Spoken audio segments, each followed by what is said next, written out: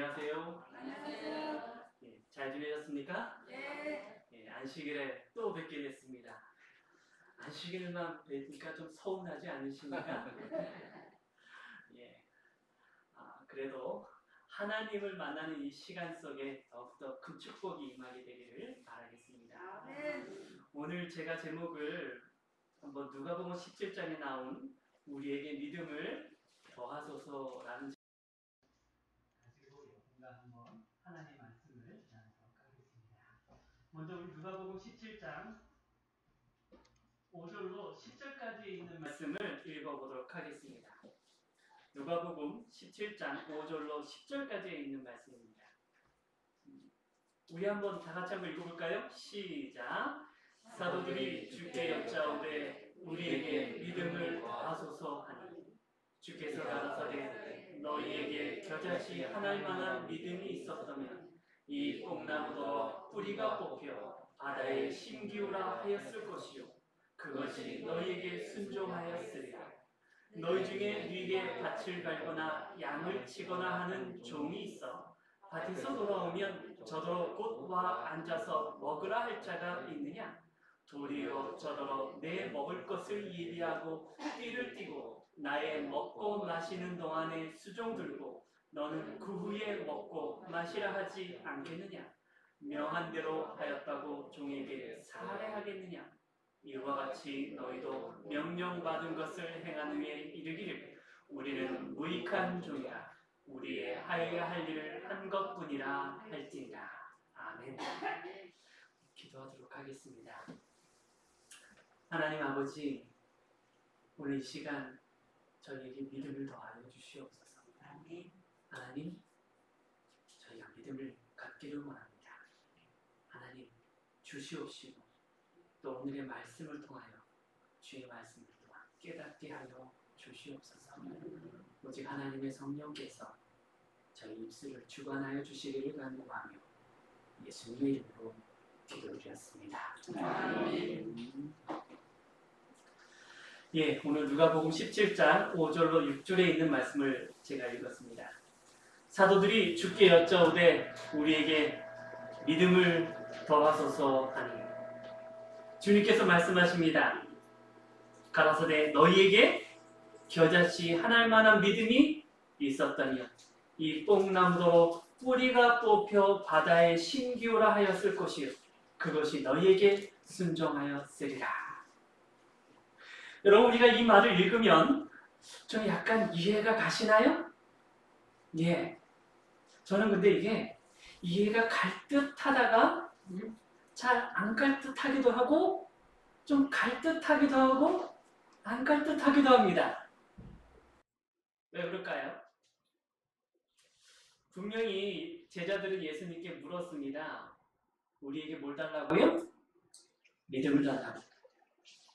예수님이 말합니다. 그래, 믿음을 줄게. 그럼 떡 하고 주면 좋지 않습니까? 아니면 그래, 믿음이라는 것은 어떻게 해야 돼.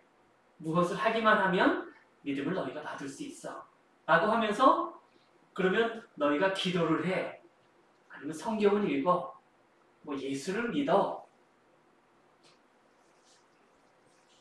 이렇게 말씀하면 좀 더 쉽지 않았을까요? 근데 예수님께서 뭐라고 말합니까? 떡하니 믿음을 달라고 하는 사람에게 겨자씨 너희가 무슨 믿음? 겨자씨 하나일 만한 믿음이 있으면 그죠? 있었다면 이 뽕나무더러 뿌리가 뽑혀.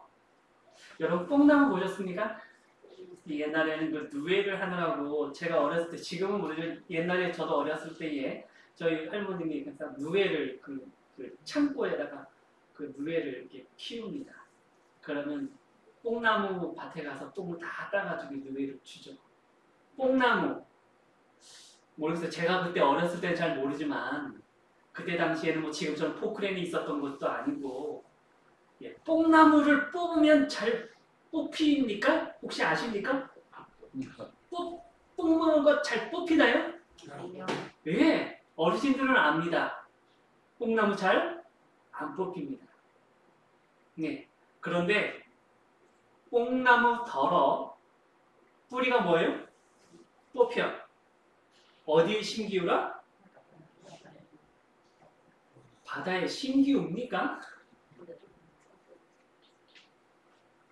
지금 뭐냐면 너희가 만약에 겨자씨 하나일 만한 믿음이 뭐였으면?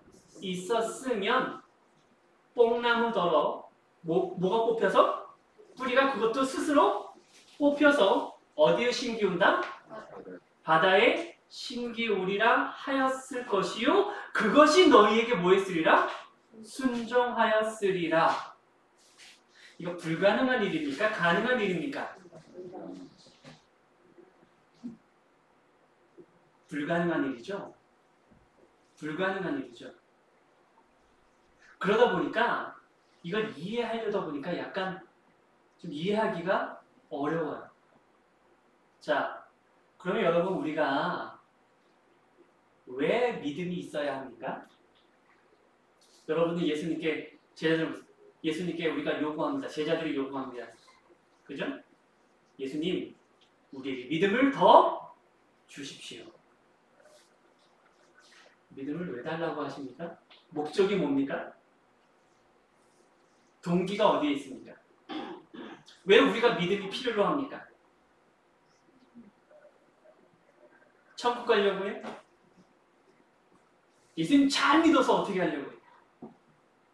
믿음이 많아서 어떻게 하려고 해요? 목적이 뭐죠? 우리가 믿음이 있어야만 되는 그런 목적이 뭡니까? 우리는 분명히 목적을 갖고 있습니다. 우리가 믿음이 있어야만 되는 그런 목적이 있습니다. 그런데 사실 우리는 그냥 믿음이 달라고는 했는데 그 믿음이 무엇에 쓰여져야 되는지 왜 필요한지에 대해서는 글쎄요, 저는 잘 생각하지 않는 것 같습니다. 그러면 우리 교회 내에 믿음이 있는 사람들의 행동이 과연 본이 됐습니까? 안 됐습니까? 지금 예수님은 믿음의 양을 이야기한 것이 아니라 뭘 이야기하고 있죠? 질을 이야기하고 있어요. 우리는 예수님, 우리가 조금 믿음이 있는데 뭐 달라고요? 더 많이 달라고. 근데 예수님은 말합니다. 어찌 보면 예수님은 말합니다. 너희 많은 믿음 필요 없어. 올바로 된 참된 믿음 얼만큼? 겨자씨만한 믿음만 있으면 오케이. 그러면 우리는 지금 겨자씨만할 만한 조그만 믿음이 있으면 어떤 일이 벌어집니까? 불가능이 가능하게 되는 거죠. 그럼 우리는 지금 불가능이 가능한 일을 하고 있나요? 못하고 있죠. 그럼 우리가 어떤 지금 상태라는 겁니까? 그렇죠. 겨자씨만한 믿음도 있다 없다? 없다라는 사실입니다. 그래서 우리가 그 겨자씨 하나를 만한 믿음을 가진 참된 소유자가 과연 어떠한 사람이다라는 것을 예수님은 지금 7절부터 보여주고 있어요. 자, 다시 한번 또 설명합니다. 겨자씨가 아닌 또 다른 종의 예를 들어가면서 진정한 믿음을 소유한 자는 겨자씨만한 믿음을 소유한 자, 아주 작은 믿음을 소유한 자가 어떠한 사람인지를 다시 한번 설명합니다. 너희 중에 누게 밭을 갈거나 양을 치거나 하는 종이 있어. 밭에서 돌아오면 저더러 곧 와서 앉으라 먹으러 할 자가 있느냐? 도리어 저더러 내 먹을 것을 예비하고 띠를 띠고 나의 먹고 마시는 동안에 수종 들고 너는 그 후에 먹고 마시라 하지 않겠느냐? 명하는 대로 하였다고 종에게 살해하겠느냐? 하나님, 저 주님의 일을 위해서 열심히 일했어요. 그러니 하나님 저희에게 축복 주셔야죠. 우리 그렇게 얘기하지 않습니까? 근데 말합니다. 그런데 축복은커녕 우리가 침례 요한의 예만 들어도 하나님의 일을 그렇게 열심히 했으면 축복받아야죠. 근데 어떻게 됐어요? 축복은커녕 참수당했어요. 자, 그럼 보겠습니다. 하나님, 왜 저를 침례 요한이 말합니다. 저를 왜 참수시켰습니까? 침례 요한이 이렇게 말했나요? 아니요. 10절 말합니다.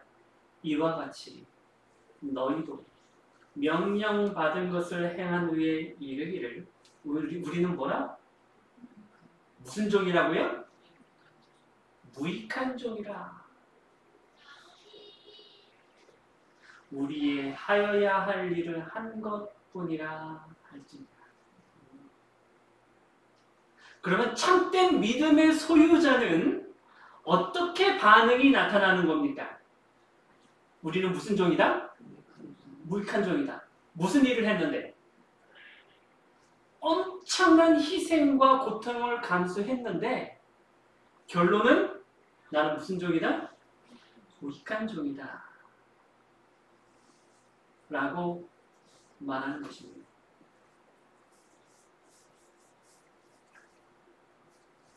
우리는 과연 이게 가능할까요?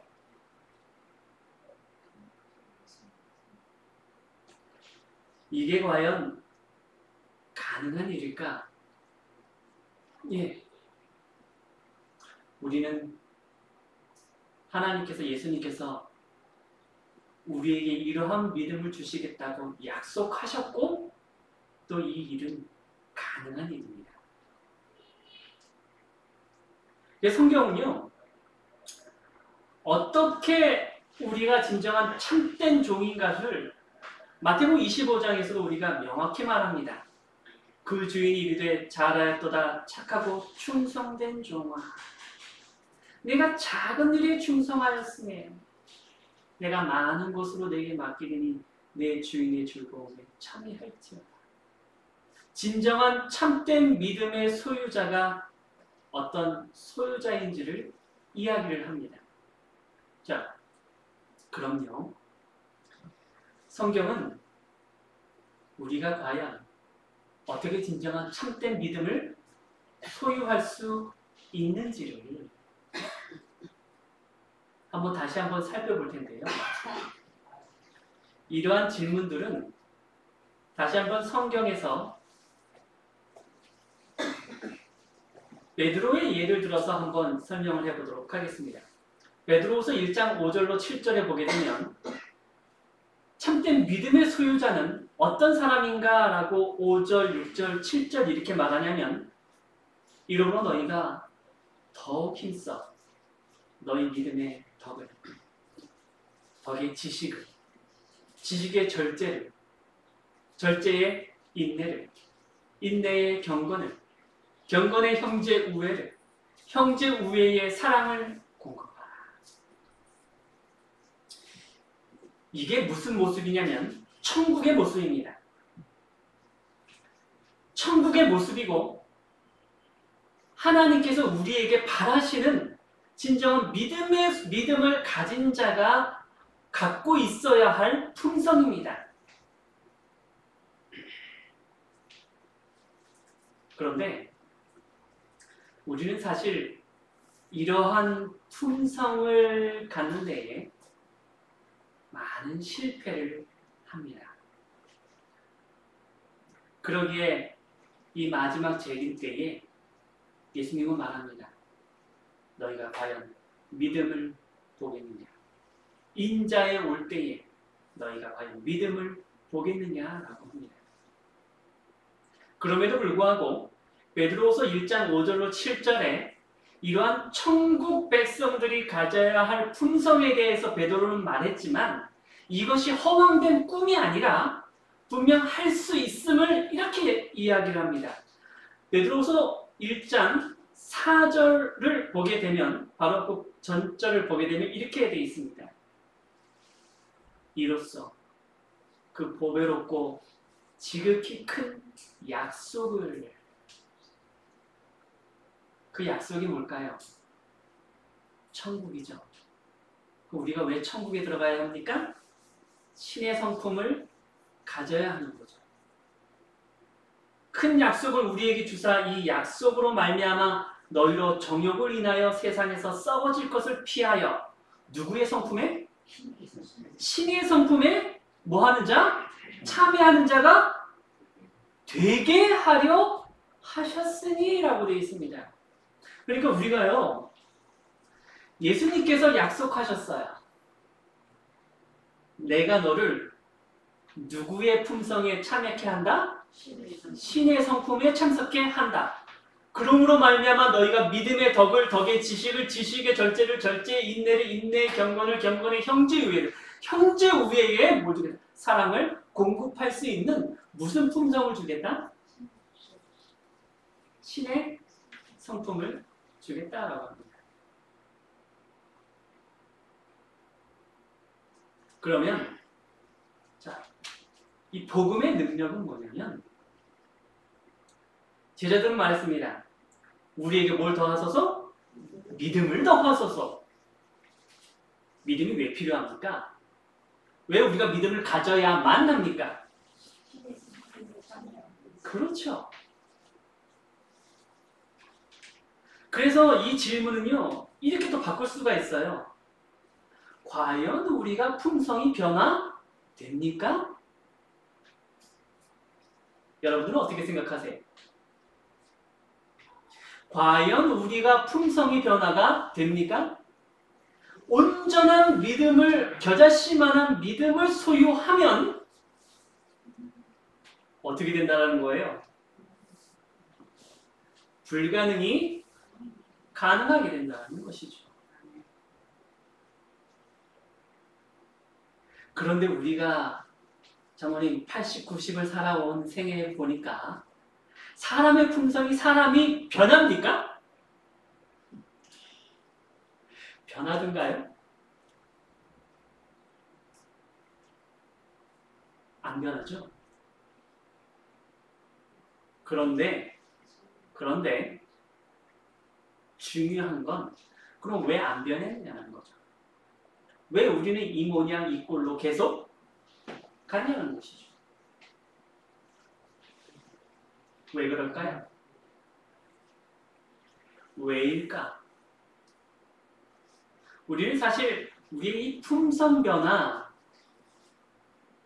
우리 제출교에서 예수교회는요, 이 품성 변화, 우리가 맨 처음에 신앙을 하실 때 50년대, 60년대, 70년대, 80년대만 하더라도 이 품성 변화라는 것 때문에 품성 변화해야 한다라는 그 이 목적을 가지고 다 어디에 들어갔습니까? 산속에 갔죠. 돼요? 안 돼요? 해보니까 안 돼요. 그래서 다 뭐했어요? 지금 다 나왔어요. 그럼 품성 변화 하지 말아야 합니까?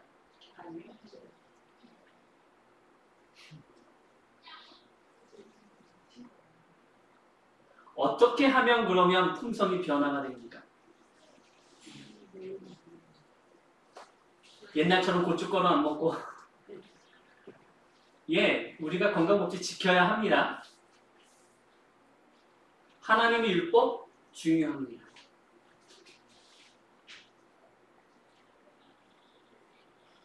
우리가 어떻게 하면 품성이 변화될까요? 분명히 성경은요, 분명히 말합니다. 성경의 결론은 예수님께서 하나님께서 결국 복음의 결론이 우리에게 요구하는 하나님의 결론은 뭐냐면 여러분 품성 변화입니다. 그런데 이게 잘못됐죠.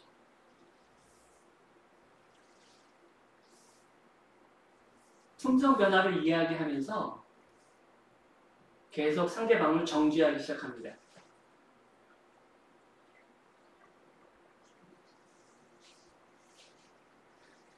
우리가 뭔가 잘못되었기 때문에 이런 일이 벌어진 것이죠. 그러면 예수님께서 분명히 말씀하셨습니다. 제자들이 물었죠. 우리에게 뭘 더 하소서? 믿음을 더 하소서. 다시 한번 질문을 바꿔봅니다. 예수님, 우리를 품성 변화시켜 주십시오. 어떻게 해야 합니까? 예수님의 결론은 품성 변화 네가 하는 거 아니야. 이게 결론입니다. 결론은 너는 할 수 없어. 그럼 어떻게 하라고요? 자, 그래서 예수님께서 말한 것이 뭐냐면 겨자씨에 대한 것입니다. 겨자씨에 대한 것입니다. 겨자씨는 아주 작습니다. 그렇지만 아주 작지만 씨만이 갖고 있는 능력이 있습니다. 뭐가 있죠? 그 안에 뭐가 있습니까? 생명력이 있습니다. 이 생명력을 발화시키기 위해서 해야 할 일이 있습니다. 해야 할 일. 그럼 뭐죠?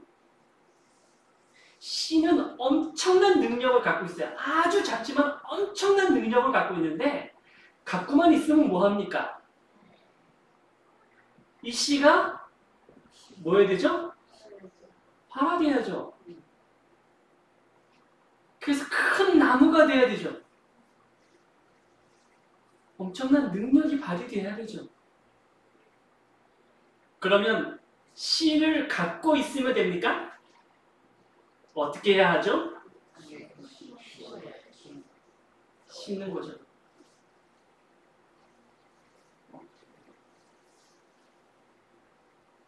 성경은요,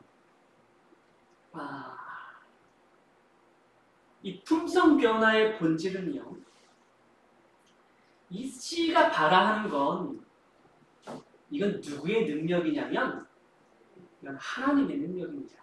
누구만이 갖고 있는? 창조주 생명을 주관하시는 분만이 갖고 있는 능력이에요. 우리 할 수 없어요. 없어요. 그런데 제가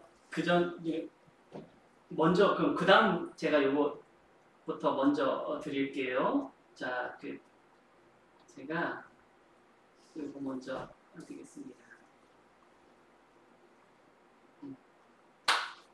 자, 그러면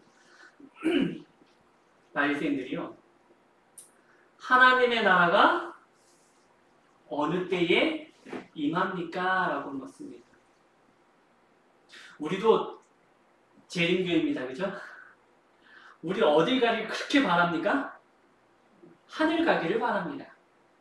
우리는 어찌 보면 천국 재림을 기다리는데요. 이것이 잘못된 것은 분명 아닙니다. 재림을 기다리는 것이 잘못된 것은 분명히 아닙니다. 그러나 침례 요한이나 예수님이나 분명히 말씀하신 것이 있는데요. 복음의 메시지가 있어요. 자, 첫 번째, 침례 요한이 외친 게 뭡니까? 그렇죠. 회개하라. 뭐가 가까웠다? 천국이 가까웠다. 예수님도 뭐라고 했죠? 뭐하라? 회개하라. 천국이 가까웠다. 그럼 우리는 이 말씀 중에 무엇이 먼저 돼야 합니까? 뭐가 먼저 돼야 된다고요? 회개. 그러면 복음의 메시지의 첫 번째 메시지는 뭐죠? 회개입니다. 천국을 소유하기 위해서 우리가 해야 할 일 뭐였죠? 회개입니다. 그런데 우리는 우리의 시야는 내가 좋은 것만 받아들입니다. 회개가 아닌 무엇이 먼저 보입니까? 천국이 보인다는 거죠. 그래서 바리새인들은요, 그들이 회개는 하지 않고 무엇을 먼저 기다립니까?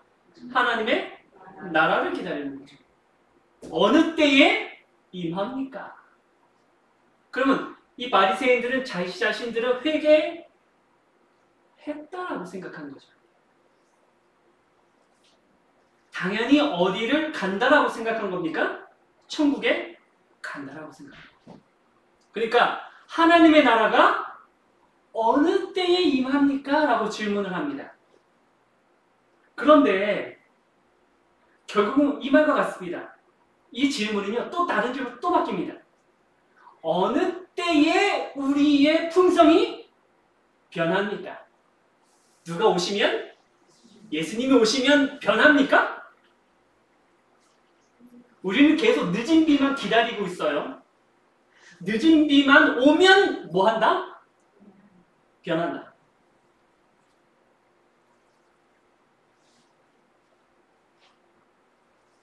지금은 늦은 비 안 내립니까? 늦은 비는 항상 과거의 일이라고 생각을 하죠. 그런데 예수님은 딱 대답합니다. 자, 보십시오. 이 바리새인들의 질문에 예수님께서는 동문서답을 합니다.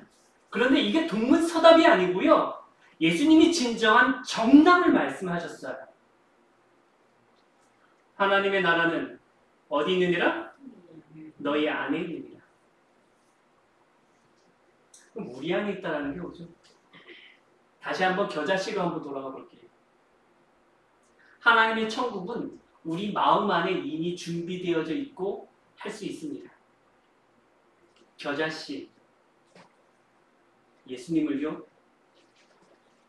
우리 마음 가운데 뭐 하기만 하면? 심기만 하면. 그런데 바리새인들은 누굴 믿지 않았어요? 예수를 믿지 않았어요. 그러면서 하나님의 나라만 기다립니다. 자, 그러면요, 어떻게 우리가 변화되어질까? 이 변화의 능력은 다시 한번 말합니다. 누구의 능력이라고요? 하나님의 능력. 하나님의 말씀의 씨가 우리 마음 가운데 뭐 해야 됩니까? 심겨져서 싹이 나는 것입니다. 우리는 받아들이기만 하면 됩니다. 그런데요, 사도 바울은 이 겨자씨에 대해서 이야기할 때에, 이 진정한 복음에 대해서 이야기할 때에 예수님을 믿는 믿음에 대하여 예수님을 알고 나서 그 믿음에 의해서 그 표현을 어떻게 하냐면 갈라디아서 2장 20절입니다. 예수님을 알고 나서요, 내가 그리스도와 함께 십자가에 뭐 했다? 못 박혔나니. 이게 무슨 말입니까? 사도 바울이 내가 예수님과 함께 십자가에 못 박혔다라는 게 무슨 의미입니까? 그런즉 이제는 내가 산 것이 아니요 오직 내 안에 누가? 그리스도께서 사신 것이라. 내가 죽었습니까? 살았습니까? 나는 존재가 있어요? 없어요? 없죠. 하나의 밀이 땅에 떨어져 뭐하지 않으면? 죽지 않으면 썩어버리고 없죠. 그러나 땅에 떨어져 뭐하면? 죽으면 많은 열매를 맺는다. 회개라는 게 여러분 뭡니까? 죽는 거죠. 내가 죽는 거죠. 근데 죽는 게 쉬워요? 어려워요? 경험해 보시면 알죠. 얼마나 어려운지.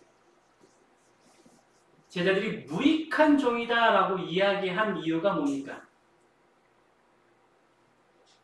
여러분 정말 그러한 종처럼 하실 수 있으십니까?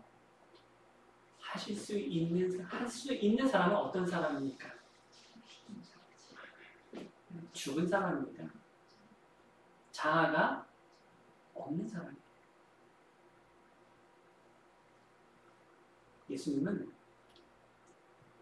예수님께서 십자가에서 달려 돌아가셨어요. 예수님도 그 자아를 모든 걸 다 버리셨습니다. 그런 예수님을 닮아서 신의 성품을 닮은 그 사람은 똑같이 예수님과 같이 신의 성품을 받은 예수님의 품성과 같이 뭐한 사람? 죽는 사람. 그래서 내가 그리스도와 함께 십자가에 이제 내가 뭐였다? 죽었다. 못 박혔다.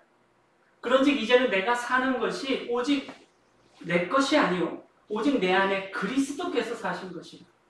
이제 내가 육체 가운데 사는 것은 나를 모아서 사랑하사. 예수님의 그 큰 사랑 속에서 나를 위하여 자기 몸을 버리신 하나님의 아들을 이 믿음 안에서 사는 것이다. 이러한 것에 대해서 베드로는 분명히 말합니다. 그의 신기한 능력으로라고 되어 있습니다. 성경은. 어떻게 신의 성품을 우리가 변할 수 있는가? 이건 신기한 능력입니다. 신만이 하실 수 있는 능력입니다. 그래서 그것을 생명과 경건에 속한 모든 것이라고 표현하고 있습니다. 생명이죠. 생명을 우리가 다시 얻는 거죠. 경건에 속한 것, 하나님의 품성이죠. 그 모든 것을 우리에게 뭐 하셨으니? 주셨으니. 예수님은 우리에게 겨자씨만한 작은 씨를 우리에게 주셨습니다. 그 씨는 결국 무엇이냐면 예수 그리스도의 우리를 향한 십자가의 사랑과 그 은혜를 구원하신 것입니다. 결국 그 우리 부르신 자 예수를 우리가 알고 우리 마음 가운데 그 씨가 심겨졌을 때에 그리고 자아가 죽었을 때에 하나님의 놀라운 능력이 임하게 되는 것입니다. 베드로는 이 경험을 했기 때문에 말을 하는 것입니다. 베드로는 3년 반 동안 예수님을 쫓아다니면서 정말 허풍쟁이였고 믿음이 있는 것 같지만 실질적인 믿음의 소유자는 아니었습니다. 그러나 자기의 본질을 깨닫게 되어지죠. 예수님을 3번 부인하면서 완전히 깨어지고 자기 자신이 자아가 죽습니다. 완전히 죽음을 경험합니다. 그리고 다시 태어나죠. 결국 오순절 성령의 능력으로 베드로가 완전히 180도 바뀝니다. 그래서 베드로는 말합니다. 예수 그리스도의 종과 사도인 시몬 베드로, 우리 하나님과 구주 예수 그리스도의 의를 힘입어 동일하게 보배로운 믿음을 우리와 같이 받은 자들에게 편지한다. 우리는 이미 우리 예수님을 알므로 우리는 그 씨를 받았습니다. 그러면 이 씨가 발화되기 위해서는 회개라는 것이 무엇이냐면 자아가 죽는 것입니다. 자아가 죽게 되어졌을 때에 우리는 모든 일을 할 수 있는 것입니다. 그래서요, 이 재림의 때의 믿음의 실체에 대해서 분명히 예수님은 말합니다. 그래서 그러나 인자가 올 때에 세상에서 믿음을 버립니다. 여러분, 우리는 진정 거듭나야 하고 변화되어야 합니다. 마지막 예수님의 재림 때에 양과 염소로 나누어지게 될 때에 어떠한 사람이 되어야 하냐면 결국은 하나는 신의 품성을 소유한 사람이 되어야 한다는 것이죠.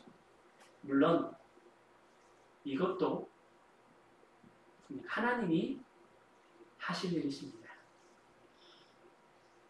분명 우리가 지금 변화되지 못하고 계속 죄 가운데 있을지라도 우리가 끝까지 예수님만을 붙든다면 하나님께서 분명 우리에게 늦은 길을 확실히 내리시는 그 시점이 분명히 오게 될 것입니다.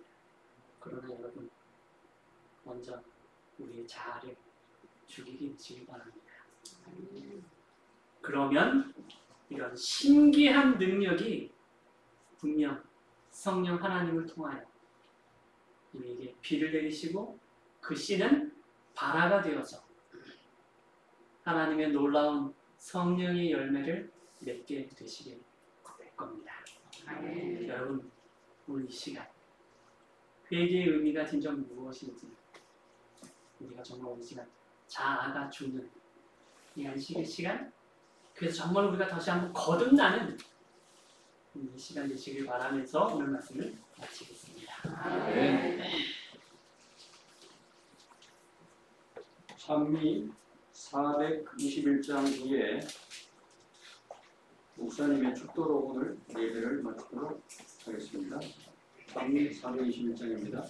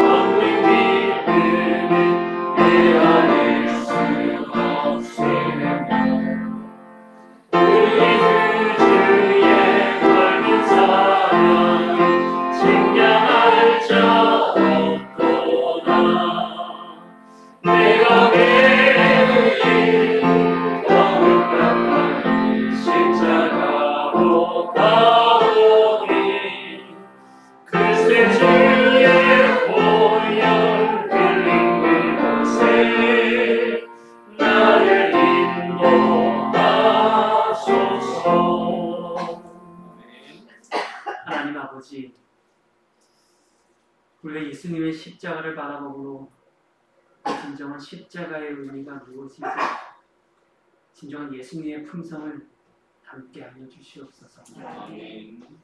하나님의 품성, 예수님의 품성을 또한 갖게 하여 주시옵소서. 아멘.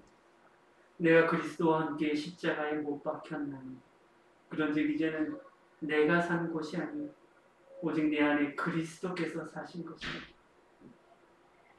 이제 내가 육체 가운데 사는 것은 나를 사랑하사 나를 위하여 자기 몸을 버리신 그 예수를 믿는 그 믿음 안에 살게 하여 주시옵소서. 아멘. 하나님의 사랑과 예수 그리스도의 은혜와 성령 하나님의 능력이 이 시간 저희와 함께 하여 주시기를 예수님의 이름으로 기도드렸습니다. 아멘.